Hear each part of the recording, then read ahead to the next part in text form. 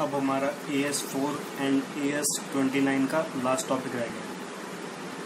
AS4 and AS29 कंटिंजेंसीज, उसका last topic रह गया है, उसको कवर करते हैं। एक्चुअली वो कोई टॉपिक नहीं है, वो एक अमेंडमेंट है जो लास्ट अटेम्प्ट में आई थी। एक अमेंडमेंट है जो लास्ट अटेम्प्ट में आई थी। लिखे ज़रा, किसी भी अमेंडमेंट पढ़ने से पहले उसका ओल्ड प्रोविज़न पढ़ा जाता है। किसी भी अमेंडमेंट पढ़ने से पहले ओल्ड प्रोविज़न पढ़ा जाता है, उसके बाद न्यू प्रोविज़न पढ़ा जाता है, ताकि हम उसको कोरिलेट कर पाएँ। तो सबसे पहले लिखें ओल्ड प्रोविज़न।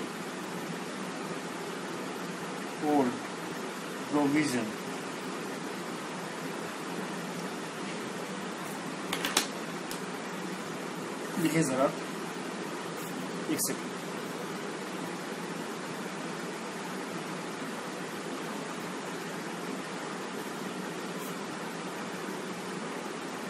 लिखिए इसमें, as per the provisions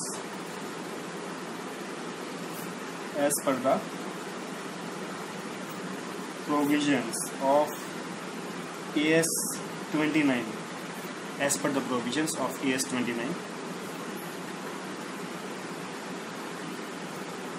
provisions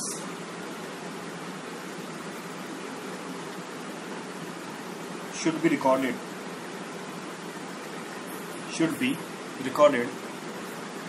at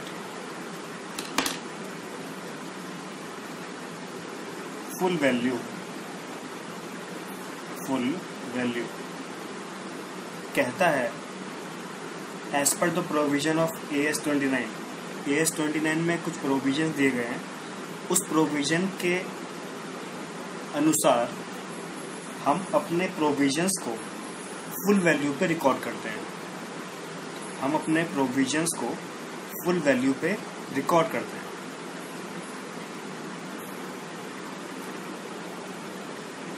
आगे लिखें,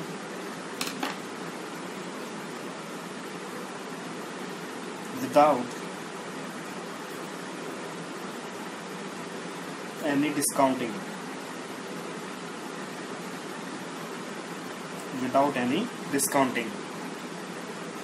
लिखेंगे समझ आ जाएगा। अभी लिखें, ब्रैकेट में लिखें, it means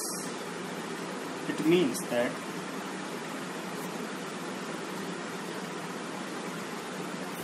we should not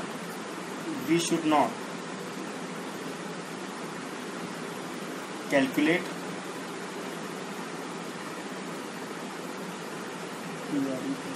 present value of provision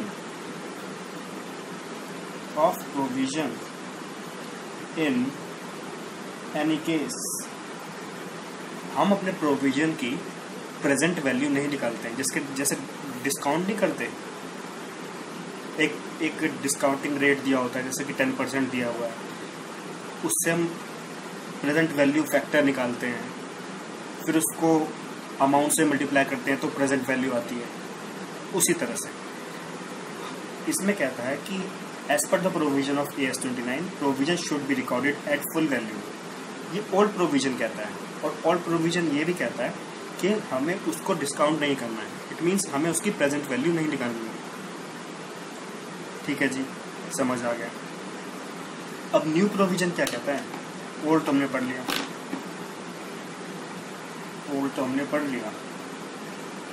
new कहता है new provision.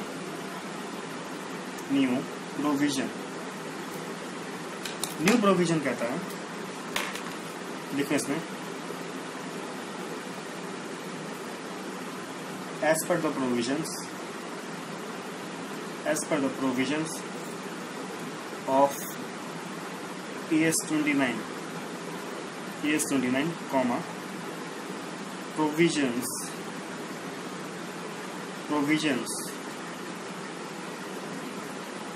should be recorded should be recorded at full value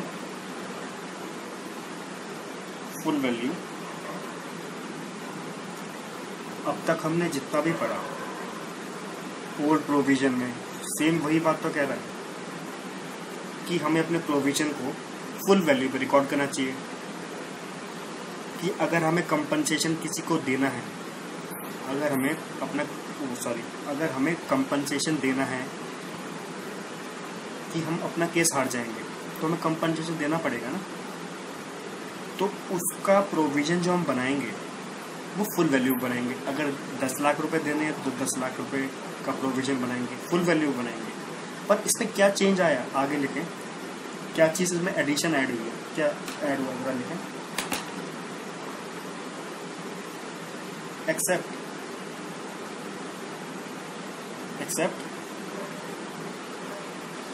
in case of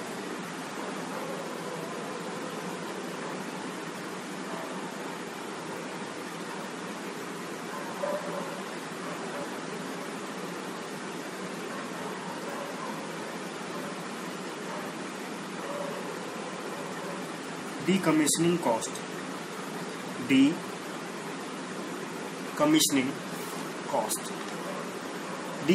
cost related to PPE New AS 10 कहता है हमें अपने provision को full value पे record करना चाहिए। एक्सेप्ट मीन्स आगे जो चीज़ लिखी होंगी उसको फुल वैल्यू पे रिकॉर्ड नहीं करना। तो क्या चीज़ हमें फुल वैल्यू पे रिकॉर्ड नहीं करना? Decommissioning cost related to plant property equipment. हमें तो सबसे पहले ये जानना चाहिए कि डीकमीशनिंग कॉस्ट क्या होता है, और उसके बाद जानना चाहिए कि पीपीई क्या होता है। ठीक है जी, जब ये क्लियर हो जाएगा तो हमें अमेंडमेंट भी क्लियर हो जाएगी। तो लिखे ज़रा, स्टार लगाते हैं, स्टार।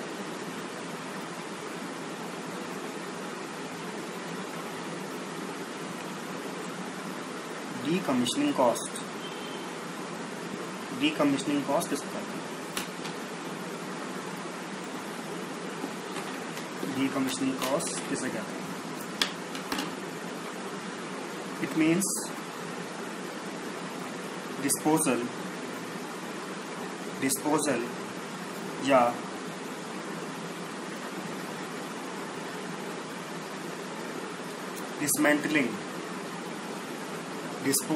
या dismantling of N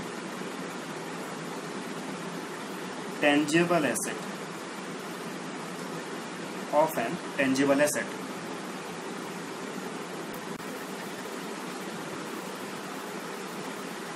property,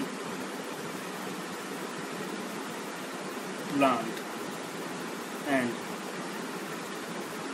equipment। अगर किसी प्रॉपर्टी, प्लांट और इक्विपमेंट को हटाने की जो कॉस्ट आएगी इसको बोलते हैं डीकमीशनिंग कॉस्ट। समझ आ गया? अब इस पे कौन सा ES अप्लाई करता है? इस पे ES हमारा अप्लाई करता है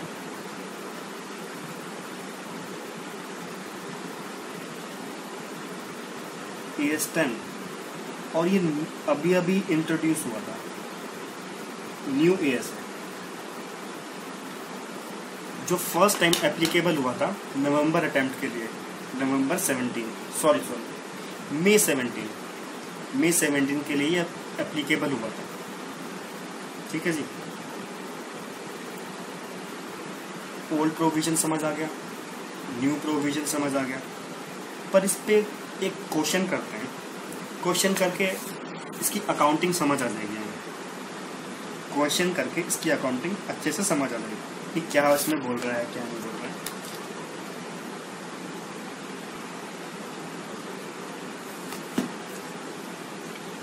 देखिए जरा इसमें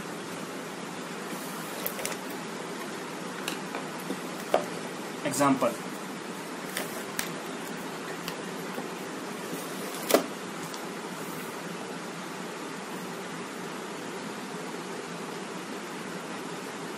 एग्जाम्पल लिखिए इसके अंदर सबसे पहले number 1 expected decommissioning cost, tangible asset को हटाने के लिए जो कॉस्ट लगी है वो है डीकमीशनिंग कॉस्ट, वो है हमारी 5 lakh rupees. Second,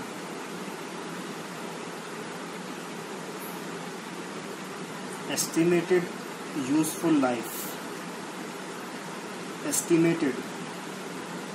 life of PPE 3 years.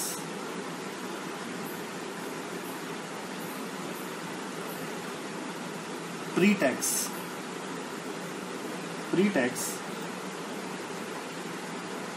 discounting rate.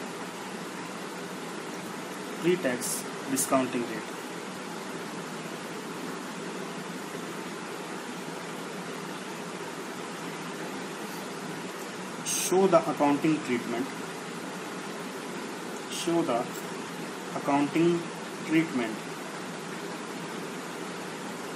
of provision for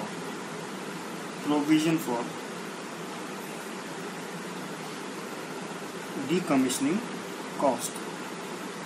क्योंकि हम जो ये पढ़ रहे हैं अमेंडमेंट वो प्रोविजन से रिलेटेड है। प्रोविजन कौन सा वाला? Provision should be recorded at full value accept in case of decommissioning cost. जो हम प्रोविजन बनाएंगे डीकमीशनिंग वाला रिलेटेड टू पीपीई, ये उसकी बात कर रहे हैं। सबसे पहले कहानी बनाते हैं कि हमने अभी तक क्या क्या पढ़ा। जैसे कि एक एसेट है,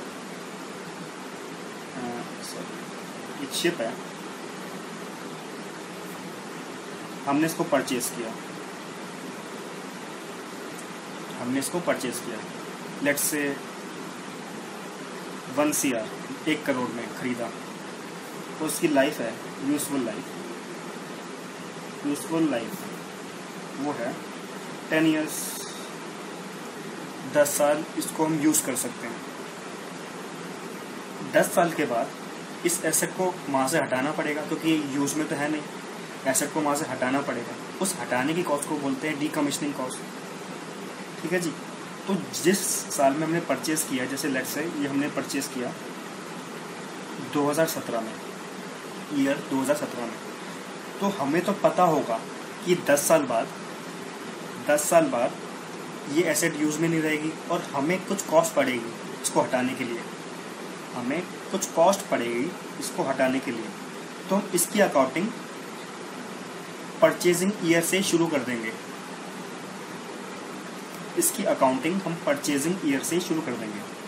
परचेजिंग ईयर 2017 से ही शुरू कर देंगे। कौन सी वाली अकाउंटिंग ऑफ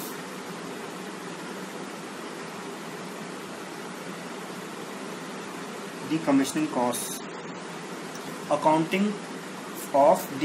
कॉस्ट। डीकमीशनिंग से रिलेटेड जो भी हमारी अकाउंटिंग होगी ना, हम वो परचेजिंग ईयर से ही शुरू कर देंगे, क्योंकि हमें तो पता है कि हमारा इतना पैसा खर्च होगा। 10 साल के बाद हम उस एसेट को हटाएंगे और उस पर जो कॉस्ट खर्च होगी वो हमें पता होगी, तो हमें उससे रिलेटेड हमें ट्रीटमेंट करना है। ठीक है जी, समझ आ गया।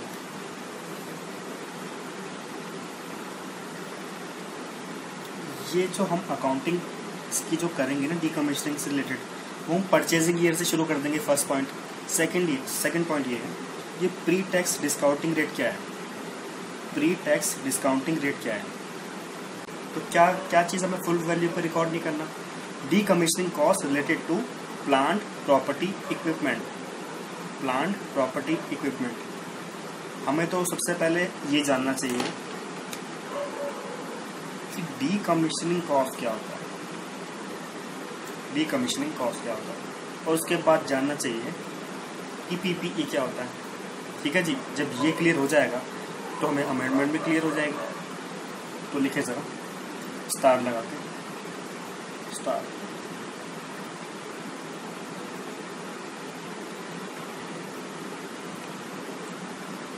डीकमीशनिंग कॉस्ट, डीकमीशनिंग कॉस्ट किसे कहते हैं?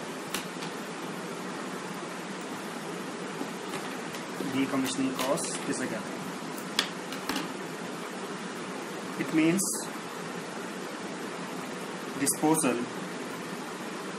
डिस्पोजल या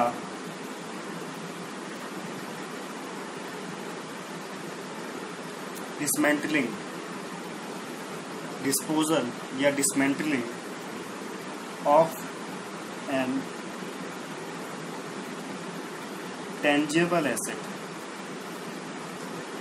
of an tangible asset.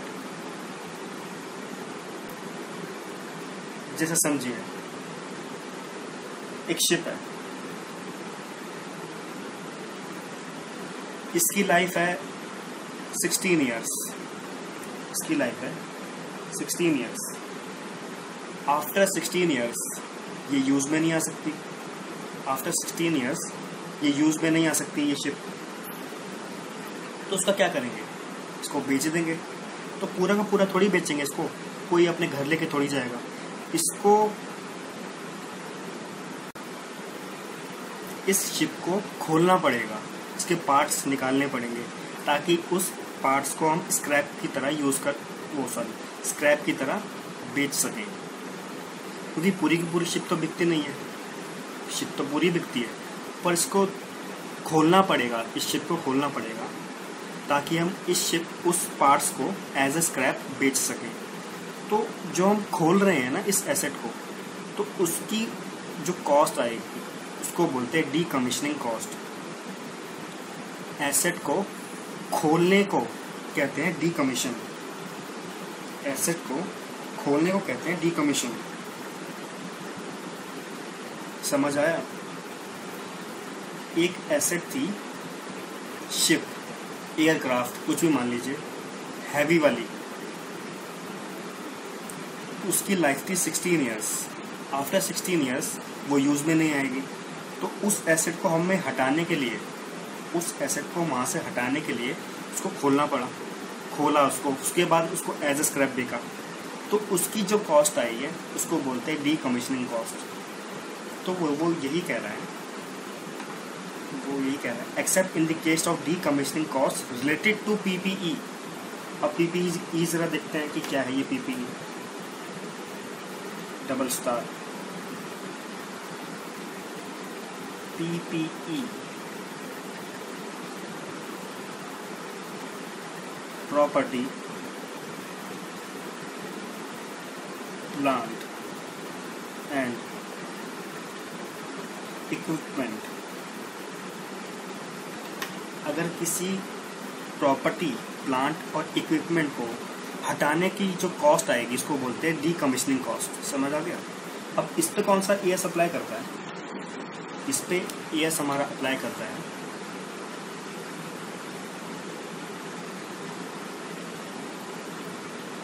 ES 10, और ये अभी अभी इंट्रोड्यूस हुआ था, न्यू ES है जो फर्स्ट टाइम एप्लीकेबल हुआ था नवंबर अटेम्प्ट के लिए, नवंबर 17, मई 17 के लिए ये एप्लीकेबल हुआ था। ठीक है जी, ओल्ड प्रोविजन समझ आ गया, न्यू प्रोविजन समझ आ गया। पर इस पे एक क्वेश्चन करते हैं, क्वेश्चन करके इसकी अकाउंटिंग समझ आ जाएगी हमें।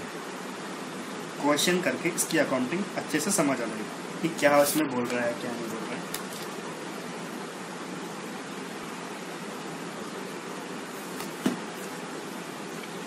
देखिए जरा इसमें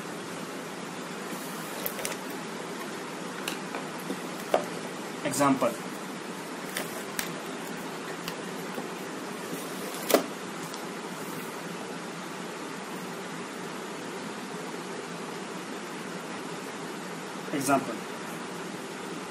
लिखिए इसके अंदर सबसे पहले number 1, expected decommissioning cost. Tangible asset को हटाने के लिए जो कॉस्ट लगी है वो है डीकमीशनिंग कॉस्ट, वो है हमारी 5 lakh rupees. Second,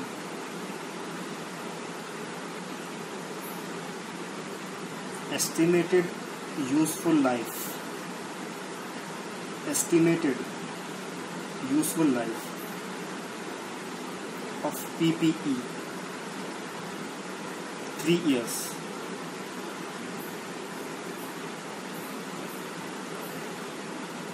pre-tax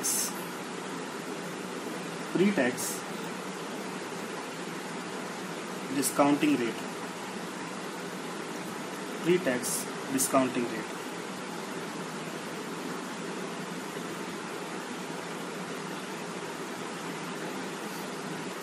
show the accounting treatment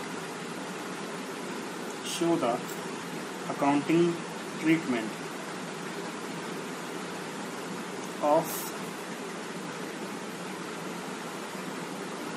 provision for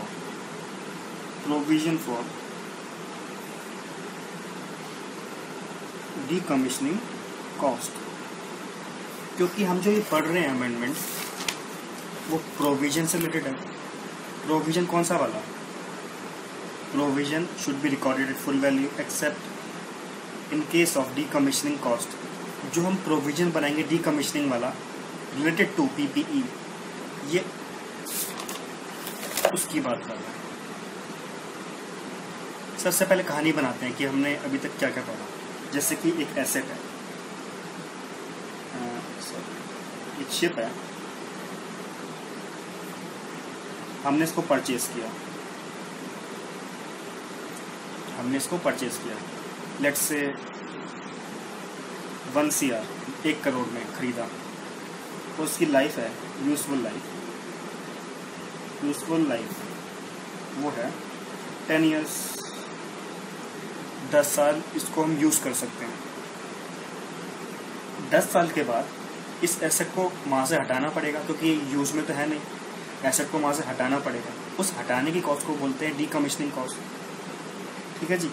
तो जिस साल में हमने परचेज़ किया, जैसे लेट्स से ये हमने परचेज़ किया 2017 में, ईयर 2017 में, तो हमें तो पता होगा कि 10 साल बाद ये एसेट यूज़ में नहीं रहेगी और हमें कुछ कॉस्ट पड़ेगी इसको हटाने के लिए।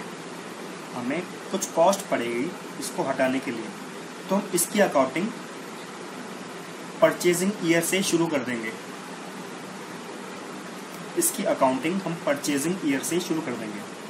परचेजिंग ईयर 2017 से ही शुरू कर देंगे। कौन सी वाली अकाउंटिंग ऑफ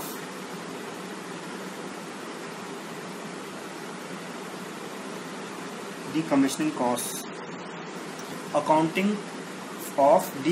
कॉस्ट। डीकमिशनिंग से रिलेटेड जो भी हमारी अकाउंटिंग होगी ना, हम वो परचेजिंग ईयर से ही शुरू कर देंगे, क्योंकि हमें तो पता है कि हमारा इतना पैसा खर्च होगा। 10 साल के बाद हम उस एसेट को हटाएंगे और उस पर जो कॉस्ट खर्च होगी वो हमें पता होगी। तो हमें उससे रिलेटेड हमें ट्रीटमेंट करना है। ठीक है जी, समझ आ गया।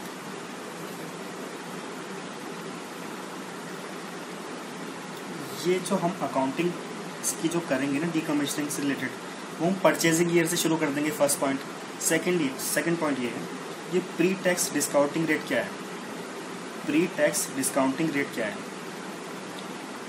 अब देखिए, एसेट से रिलेटेड जो भी हमारे खर्चे वगैरह होते हैं, डेप्रीशिएशन वगैरह हो गया, हमें लॉस हुआ सेल करने में, परचेज करने में, लॉस करने में प्रॉफिट भी हो सकता है, और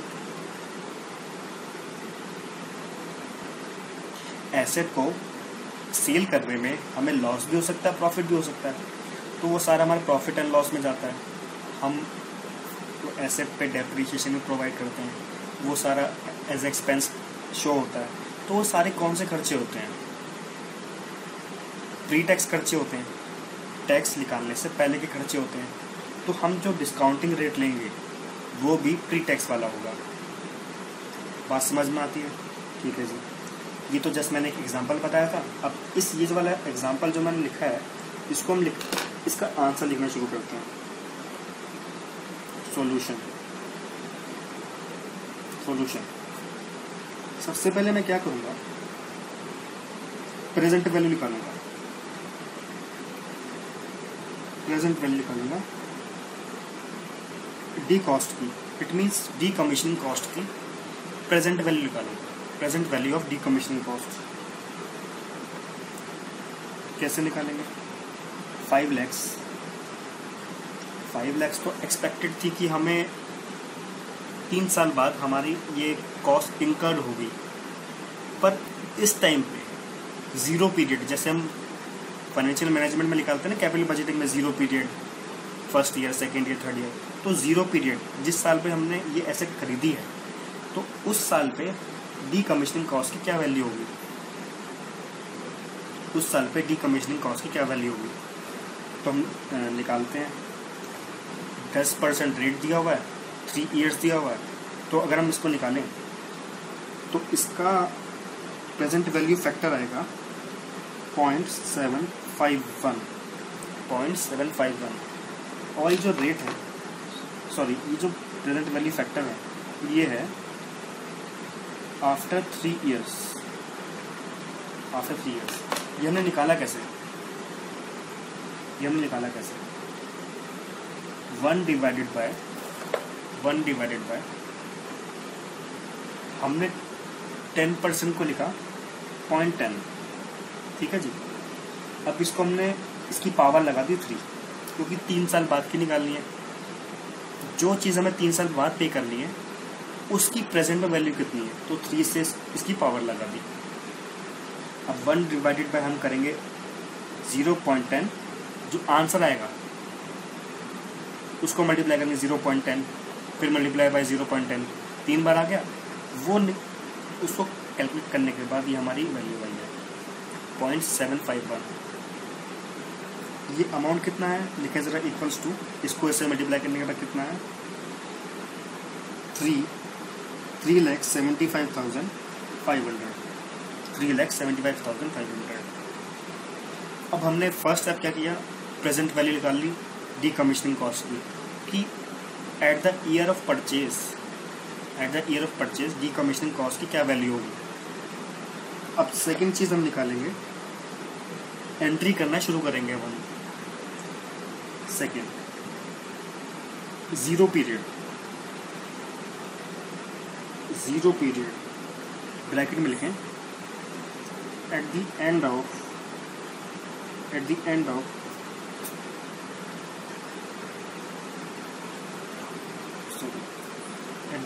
ना लिखें, eight the time of acquisition of asset.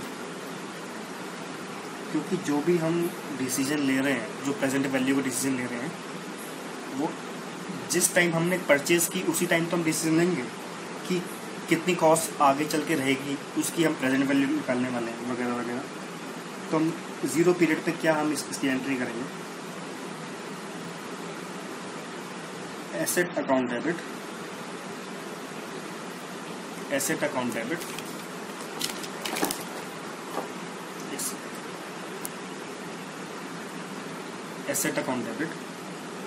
To provision for the cost. हमने प्रोविजन जो निकाला, जो प्रेजेंट वैल्यू निकाली, उससे हम अपनी एसेट को कैपिटलाइज कर देंगे। कितना अमाउंट था 3,75,500।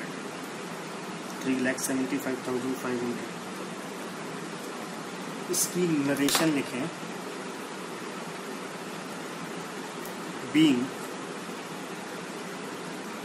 provision considered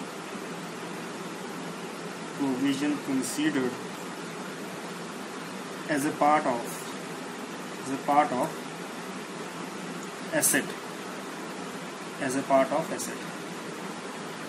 हमने प्रोविजन को एसेट का पार्ट माना है। ये तो होगी फर्स्ट एंट्री, जीरो पीरियड पे फर्स्ट एंट्री। इसके अलावा जीरो पीरियड पे इट मीन्स जिस टाइम हम परचेज करेंगे अपनी एसेट को, सिर्फ एक ही एंट्री आएगी। हमने क्या किया, प्रेजेंट वैल्यू निकाली और उसको एसेट में कैपिटलाइज कर दिया, जो प्रोविजन आया जो, बस अब सेकेंड ईयर, सॉरी जो फर्स्ट ईयर, ये तो 0 पीरियड था ना, अब ईयर फर्स्ट, इसको हम जरा अंडरलाइन कर देते, अंडरलाइन कर देते हैं, अंडरलाइन कर दिया। अब third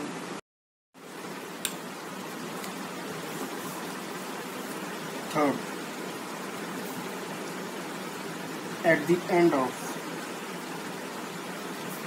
of first year, 0 period का तो खत्म हो गया। अब at the end of first year के एंड पे क्या एंट्रीज होंगी,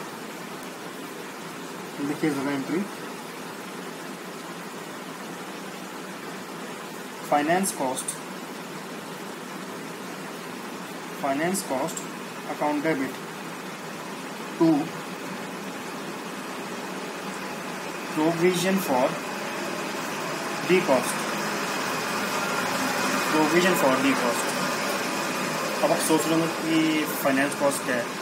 अब ध्यान से सुनिए,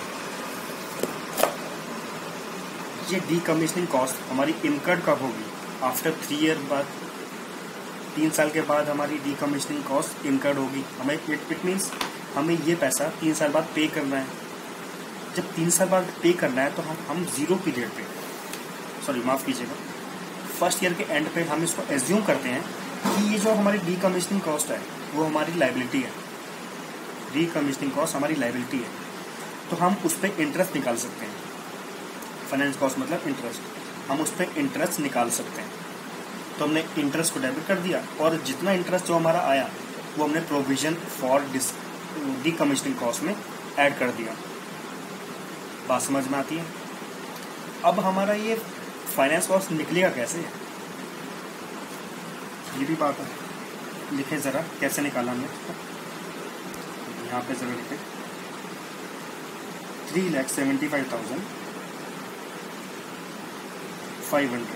3,75,500 इंटू 10%, 3,75,000 इंटू 10%, क्योंकि रेट दे रखा था 10%, तो इंटरेस्ट रेट दे रखा है, तो हमने जो प्रेजेंट वैल्यू जो आई थी उसको हमने 10% मल्टीप्लाई कर दिया। अब जो अमाउंट आया 37,550, 37,550। अब इसकी नरेशन क्या आएगी, नरेशन क्या बोलेंगे इसकी,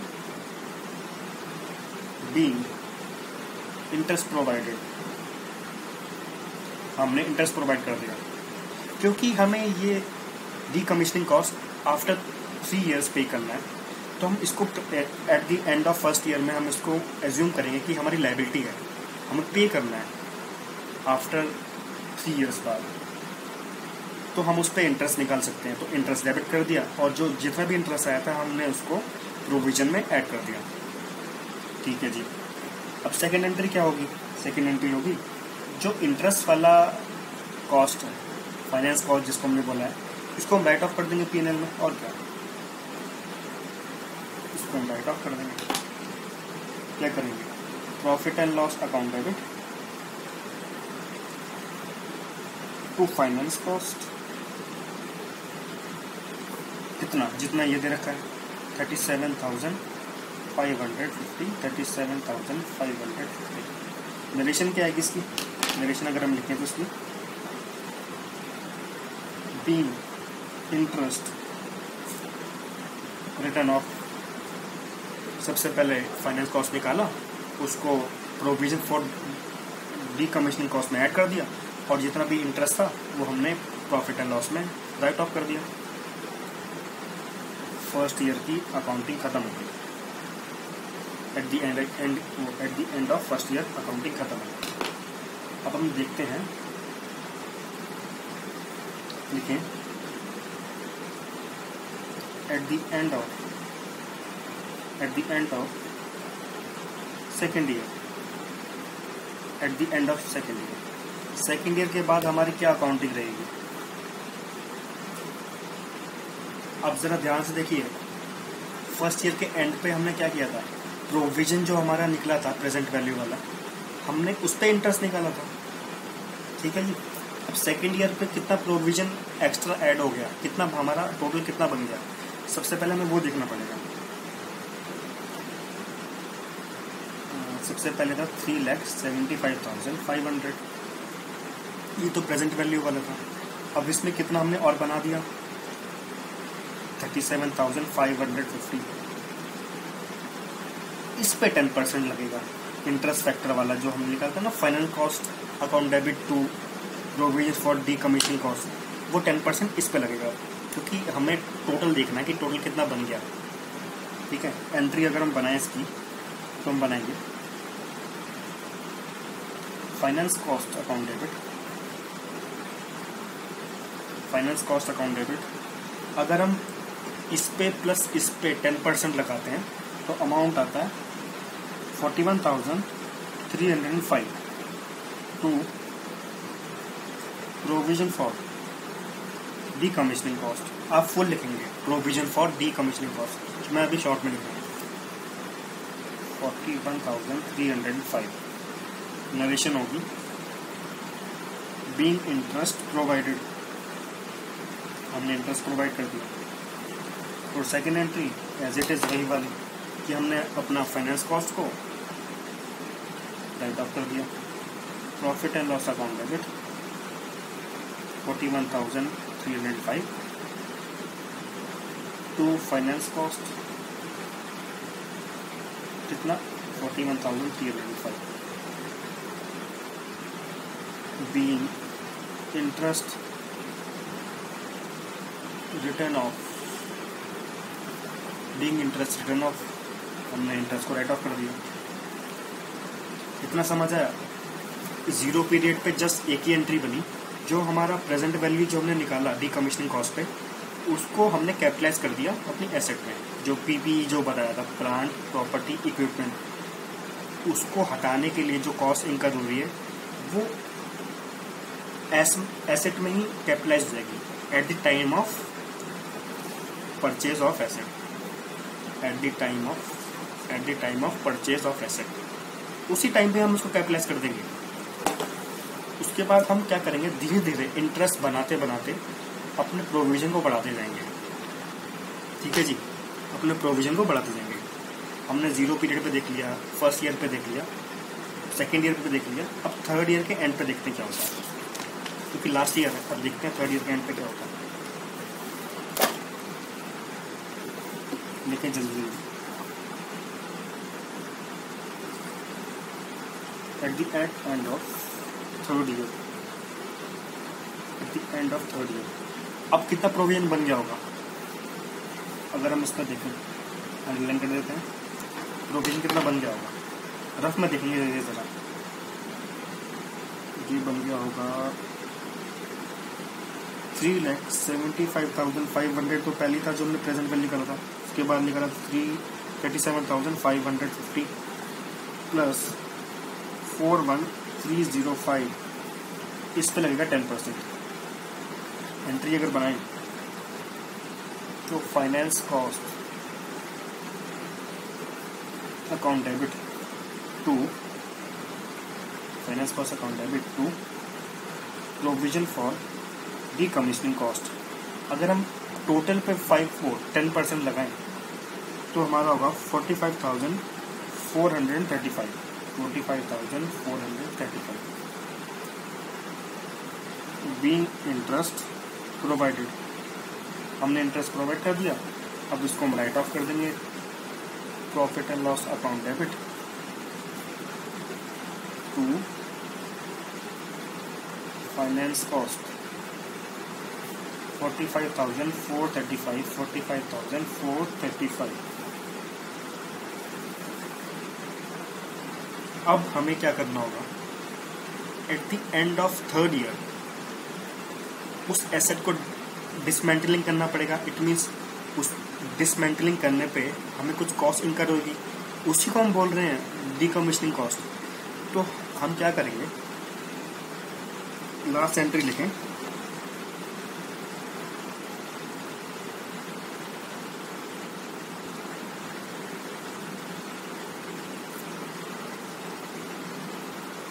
एक हेडिंग डाल लीजिए,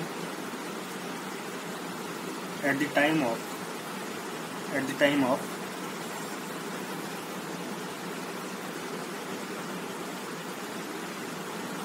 डिसमेंटलिंग इज करनी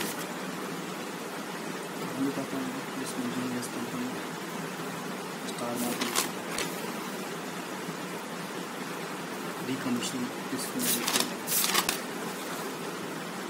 dismantling at the time of dismantling, जब उस एसेट को हम हटाएंगे तो क्या एंट्री पास होगी? उस एसेट को जब हम हटाएंगे तो क्या एंट्री पास होगी? Provision for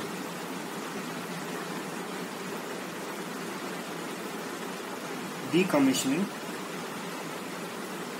cost account debit to cash. जितना भी प्रोविजन बना हुआ है वो हमने प्रोविजन किस लिए बनाया था कि हमारे पास पैसे इकट्ठा होते रहे धीरे धीरे। जो हमारा 5 लाख रुपीज था धीरे धीरे हमारे पास इकट्ठा होता रहे, first year, second year, third year के एंड पे हमारा 5 लाख इकट्ठा हो जाए और वो 5 लाख हम डिसमेंटलिंग में यूज कर सकें। सिंपल। जब हमारा टाइम आया डिसमेंटलिंग का तो हमने जितना प्रोविजन बनाया था उसको हमने पे कर दिया। अब हमारा कितना प्रोविजन बन गया होगा जरा देखें। 3,75,500 प्लस 37,550 प्लस 41,305 प्लस 45,335, टोटल बना था 4,99,700। थोड़ा बहुत अप्रॉक्स आता है इसमें, क्योंकि जब भी हम डिस्काउंटिंग करते हैं तो कभी भी एग्जैक्ट आंसर नहीं आता है। प्रेजेंट वैल्यू फैक्टर का कुछ ना कुछ डिफरेंस होता है, तो वो उसकी वजह से हमारा एग्जैक्ट आंसर नहीं आता है, अप्रॉक्स आंसर आता है। तो हम ये कितना अमाउंट है? 4,99,700, 4,99,700। समझ में आया इतना? ये थी हमारी accounting provision for this decommissioning cost. इसके बाद एक टॉपिक छोटा सा और है, वो हम जरा देखते हैं। अभी हमारा जो लास्ट टॉपिक है वो, उसका नाम अगर हम बोलें वो है ट्रांजिशनल प्रोविजन। ट्रांजिशनल प्रोविजन, इसको इजी लैंग्वेज में बोले तो क्या बोलेंगे? First time application of amendment on existing provision. First time application of amendment on existing provision. जैसे एक इसको हम दो पार्ट में डिवाइड करते हैं, एक तो ओल्ड प्रोविजन, एक new provision. New provision amendment से पहले हमारा क्या चल रहा था? पीपीई पे जो हम प्रोविजन फॉर डीकमीशनिंग कॉस्ट जो हम बना रहे थे, प्रोवाइड कर रहे थे, वो फुल वैल्यू में बना रहे थे। पर आफ्टर अमेंडमेंट हमें क्या करना था? प्रेजेंट वैल्यू में बनाना था। तो जैसे ही अमेंडमेंट आई, उससे पहले तो हमारा प्रोविजन तो बना हुआ था ना, तो जो एग्जिस्टिंग प्रोविजन पे क्या इफेक्ट पड़ेगा after the amendment? Existing provision पे क्या इफेक्ट पड़ेगा आफ्टर द अमेंडमेंट? क्योंकि फुल वैल्यू बना है, हमें बनाना है प्रेजेंट वैल्यू पे। तो क्या होगा, इसकी अकाउंटिंग क्या होगी? अकाउंटिंग जरा देखते हैं एग्जाम्पल के थ्रू। लिखिए जरा, provision for the cost already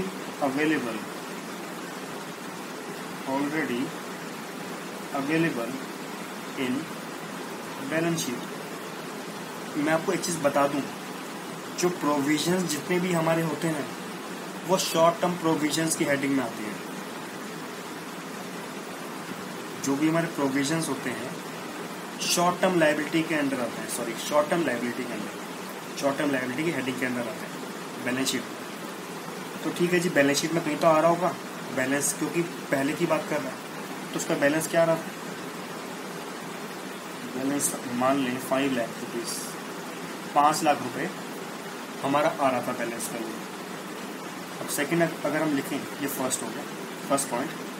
second point अगर हम लिखें, remaining estimated life of asset.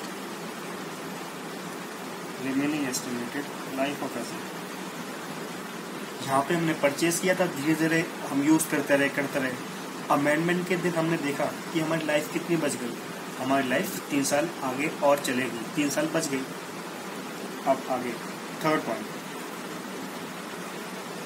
Pre tax discounted rate. Pre tax discounted rate क्या है? 10%। वो हम जरा देखें, ये तो एज इट इज़ वही वाला एग्जांपल है, सारी अमाउंट वही है, बस प्रोविजंस ऑलरेडी पहले बना हुआ था, हमें मेन इस पे फोकस करना है कि जो प्रोविजन ऑलरेडी बना हुआ है, तो आफ्टर द अमेंडमेंट तो फर्स्ट एप्लीकेशन हमें क्या करनी होगी, इसका ट्रीटमेंट क्या करना होगा आफ्टर द अमेंडमेंट। अगर हम जरा देखें, अगर हम इसकी प्रेजेंट वैल्यू अगर निकालें, क्योंकि आफ्टर द अमेंडमेंट क्या होगा, हमें न्यू वाले रूल फॉलो करने होंगे। इट मीन्स डीकमीशनिंग कॉस्ट को प्रेजेंट वैल्यू पे फॉलो करना होगा, मतलब निकालना होगा, बुक करना होगा। तब अगर हम इसको निकालें, डीकमीशनिंग कॉस्ट की प्रेजेंट वैल्यू, 5 लाख रुपीज़ कितना रेट था, हमने कितना निकाला था, 0.75 का, कितना अमाउंट आएगा, 3,75,500। इतना अमाउंट प्रोविजन का इस डेट पे होना चाहिए था, और अमाउंट कितना निकला, 5 लाख रुपीज़। इट मीन्स हमने प्रोविजन एक्स्ट्रा बना लिया, अब एक्स्ट्रा बना लिया है तो उसको राइट बैक कर लो, ठीक है जी। उसको एसेट में से वापस निकाल लो, प्रोविजन में से वापस निकाल लो, क्योंकि जब हमने फर्स्ट वाले क्वेश्चन में 0 पीरियड पे एंट्री करी थी, तो asset to provision for the cost की थी। इट मीन्स हमने कैपिटलाइज किया था, बढ़ाया था एसेट को। अब हमारा प्रोविजन बनना चाहिए था 3,75,500, पर प्रोविजन हमारा कितना निकला, कितना हमारा बना हुआ already, 5 lakh rupees. It means हमें अपनी एसेट भी कम करनी होगी ताकि हम 3,75,500 तक पहुँच सकें, और हमें अपना प्रोविजन भी कम करना पड़ेगा ताकि हम अपना 3,75,500 तक पहुँच सकें। तो हम इसकी एंट्री के पास करेंगे जिस टाइम हमारी फर्स्ट एप्लीकेशन है, आफ्टर द अमेंडमेंट। क्या अपनी एंट्री पास करेंगे, लिखे solution,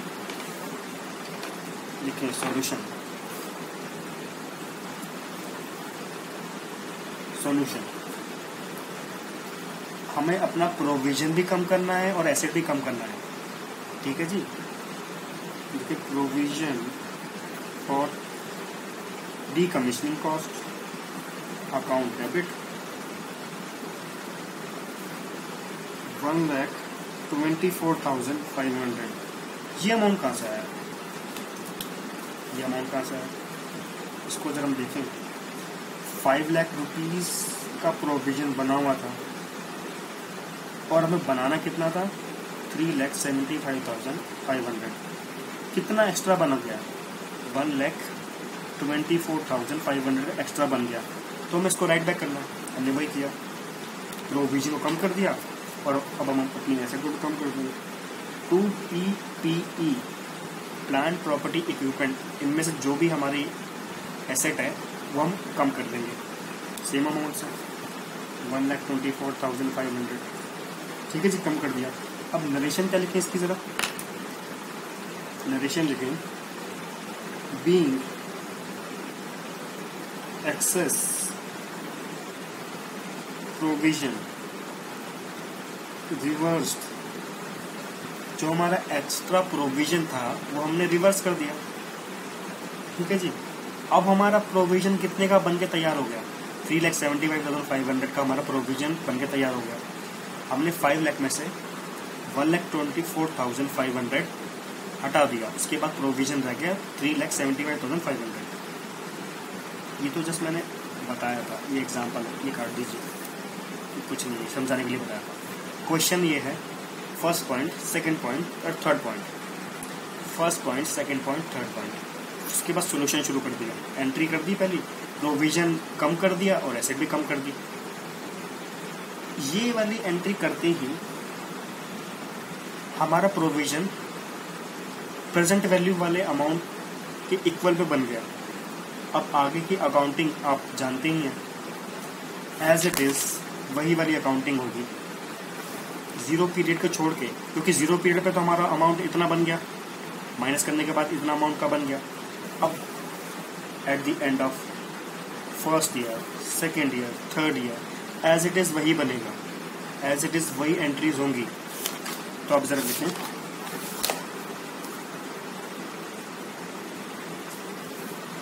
refer previous example, refer previous example for remaining entries,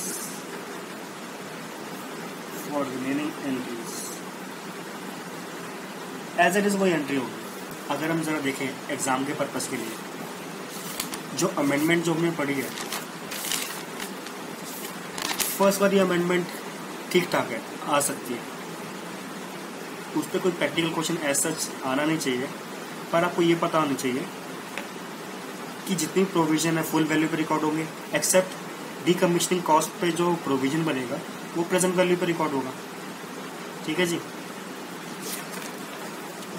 और जो ट्रांसलेशनल प्रोविजन है, ये वैसे सीए फाइनल कॉन्सेप्ट है, ये सीए फाइनल कॉन्सेप्ट है, एज सच ये एग्जाम में नहीं पूछा जाना चाहिए। आप पढ़ेंगे सब कुछ, पर इसको ऊपर से देख के चले जाएंगे, पर इसमें ऐसा है भी क्या, जितना भी एक्स्ट्रा बना हुआ है वो राइट बैक करना है। अगर कम बना होता तो हम और प्रोवाइड कर देते। इतनी बात तो समझ में आती है, और कुछ नहीं था इस वाले में, इजी था। हमारा AS4 एंड AS29 कंप्लीट हो गया। अगर आपको हमारी वीडियोस पसंद आई तो लाइक कीजिए और अपने फ्रेंड्स के साथ शेयर कीजिए। ठीक है जी। और हमारा चैनल सब्सक्राइब करना ना भूलें। Thank you.